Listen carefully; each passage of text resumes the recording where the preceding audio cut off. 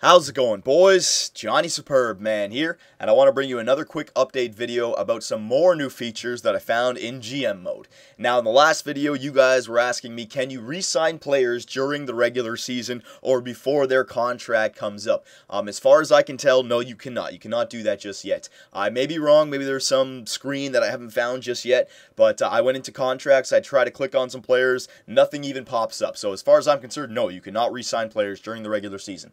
Next up, now this is kind of a weird one that really doesn't affect me, but I know some people are going to have a problem with it. As far as I can see, there is no All-Star Game in GM mode anymore. I may be blind, but I've gone to the calendar, I've searched where the All-Star Game should be, and there's like a 2-week gap that no games are being played, and I'm thinking that's the All-Star break, but there is no All-Star Game. And it's weird because at the bottom there's still a little legend that says that there is an All-Star Game. So I may be blind, I may be just missing it. You guys can let me know about that, but there is no All-Star Game. And again, it doesn't affect me. I always skip the All-Star Game anyways, but it is kind of weird why it was taken out, right? So I don't know. You guys can debate about that. And last but not least, retained salaries. I finally figured out what retained salaries is all about. It's not about making the trade value go up or down with a player. It's not about trying to fit one last player onto your team while remaining under the cap. You know, it's not about that stuff. Have you guys ever tried to trade away a player to another team that's controlled by a computer and you get a message back saying, we're not willing to absorb the contract, you know, we're too close to the cap, we don't want that kind of cap?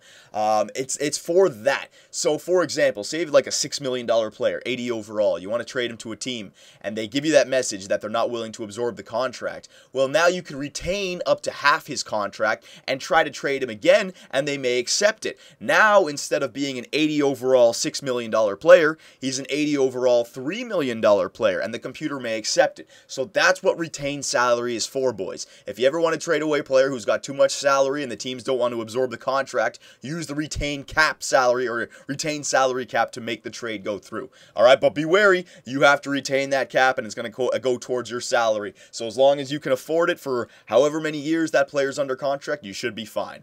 All right, boys, so there you go. A quick update video. If I find some new things, I will let you know. For Johnny Superbman and the great Domski, take it easy, and we'll see you next time.